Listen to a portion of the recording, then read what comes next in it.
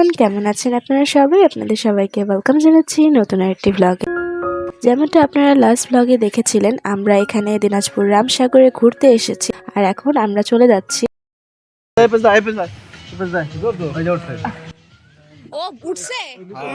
আর এখানে আমি অনেক বেশি বিরক্ত হয়ে পড়েছিলাম, কারণ আমার কাজিনরা ওরা অনেক বেশি হযবরল করে কাজ করছিল।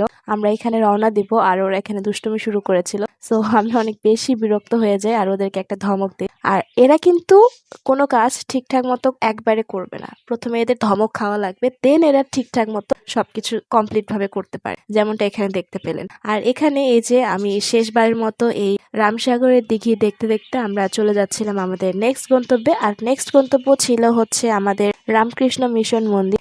এই মন্দিরটা অনেক ফেমাস একটা হিন্দু সম্প্রদায়দের উপাসনালয়, আর যেটা ওই সময়টা ভিজিটিং আওয়ার বন্ধ ছিল, যার কারণে আমরা তখন যেতে পারিনি। আর আমরা যেই সময় গিয়েছিলাম সেই সময়টা আশেপাশের বেশিরভাগ দোকানপাট বন্ধ ছিল, যার কারণে আমরা খুঁজছিলাম যে কোথায় আমরা বসতে পারি কিছুক্ষণ সময় কাটানোর জন্য।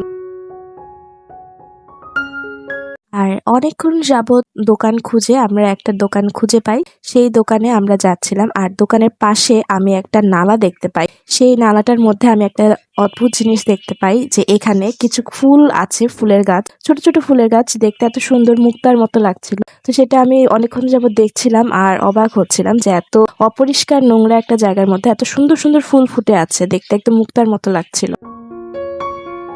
পরবর্তীতে আমরা সেই দোকানে কিছুক্ষণ সময় থাকি, চা খাই, আর তারপর আমরা চলে আসি এই মন্দিরে। মন্দিরটা অনেক সুন্দর গুছানো একটা মন্দির ছিল।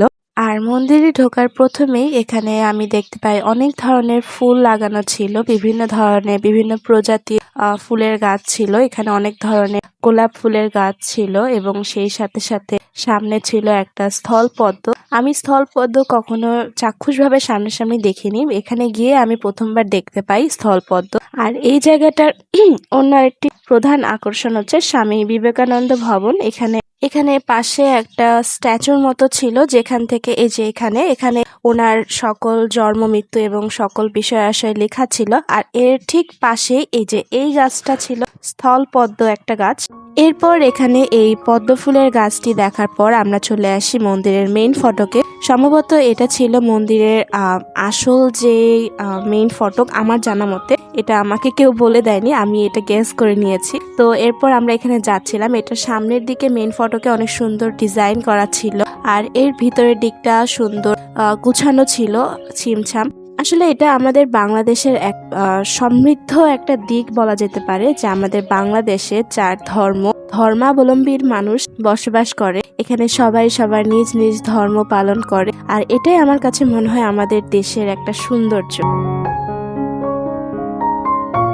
পুরো মন্দিরটা ঘুরে দেখার পর আমরা এখন চলে যাচ্ছিলাম। আর পুরো মন্দিরটা অনেক সুন্দর ছিল, গুছানো, একদম ছিমছাম পরিপাটি একটা মন্দির। আর এই মন্দির থেকে চলে যাওয়ার সময় আমি লাস্ট বার এই যে এটা ছিল ওই স্বামী বিবেকানন্দ ভবনের অপোজিট সাইডের ভিউ, আর এটা ছিল ওই মেইন ফটক, আর এটার পাশে ছিল হচ্ছে সেই স্বামী বিবেকানন্দের ভবন। আর আমরা যখন বের হয়ে যাচ্ছিলাম তখন সেখানে আমরা একটা কিউট গার্ডকে দেখতে পাই, যে কিনা আমাদেরকে বাই জানাচ্ছিল। আমরা যখন বাসার উদ্দেশ্যে রওনা দিচ্ছিলাম তখন প্রায় সানসেটের টাইম হয়ে গিয়েছিল, আস্তে আস্তে সন্ধ্যা নামছিল আর একটু একটু করে শীতের প্রকোপ বাড়ছিল। আর আমরা এখানে এই যে লিচু গাছ এসব দেখতে দেখতে চলে আসি আমাদের পুলহাটে। এটা আমাদের গ্রামের হাট, এই হাটটা অনেক ফেমাস একটা হাট। তো এখানে আমরা কিছুক্ষণের জন্য ব্রেক নিই, যাত্রা বিরতি বলা যেতে পারে। আর এখানে আমরা একটা দোকানের সামনে নেমেছিলাম, যেই দোকানে খাঁটি গরুর দুধের চা বিক্রি হচ্ছিল। তো এখানে আমরা কিছুক্ষণ সময় দাঁড়াই, আর সেই সময় আমরা দেখতে পাই এই যে সেই নাবিল বাস এটা যাচ্ছিল। আমাদের উত্তরবঙ্গের মানুষরা এই বাস অনেক বেশি চেনে, নাবিল বাস, নাবিল হানিফ। যদিও নাবিলের কিছু কিছু ড্রাইভার প্লাস এদের সার্ভিস অতিরিক্ত বাজে, এটা আমি বলবো। আর এখানে চা খাওয়া শেষ করে আমরা আবার রওনা দিই আমাদের বাসার উদ্দেশ্যে। আর বাসার উদ্দেশ্যে রওনা দেওয়ার সময় প্রায় সন্ধ্যা হয়ে গিয়েছিল। আর আমরা যখনই আমাদের গ্রামে ঢুকে পড়ি, এই যে এখান থেকে অনেক সুন্দর একটা মাটির ঘ্রাণ আসছিল, কারণ জমিগুলোতে পানির সেচ দেওয়া হয়েছে। যখন এরকম মাটিতে পানির সেচ আসে বা বৃষ্টি পড়ে তখন একটা সুন্দর মাটির ঘ্রাণ পাওয়া যায়। তো সেটাই আমরা নিতে নিতে আসছিলাম। আর বাসায় এসে দেখি আমার হাজবেন্ডের যাওয়ার উপলক্ষে এখানে বাবার পক্ষ থেকে ওর জন্য খাসি জবাই করা হয়েছিল, তো সেটা এখানে কাটা হচ্ছিল। তো এরপর আমি আর কোনো ক্লিপ নেইনি। সারাদিন ঘোরাঘুরি করার পর আমরা অনেক বেশি টায়ার্ড হয়ে গিয়েছিলাম। তো বাসায় এসে কোনো রকমে ফ্রেশ হয়ে আমরা ডিনার করে ঘুমিয়ে পড়ি। আর এই ক্লিপটা ছিল মাঝরাতের, সম্ভবত ভোর রাত হবে, মাঝরাত না, 4টা, 4:30 কি 5টার সময়। তখন এখানে ধানগুলো সিদ্ধ করা হচ্ছিল, কারণ এগুলোকে সকালবেলায় মাঠে নিয়ে যাওয়া হবে শুকানোর জন্য। তো এগুলো এখানে প্রিপেয়ার করা হচ্ছিল। আর এই সময় আমার হাজবেন্ডের পানি পিপাসা পায়, তো ওকে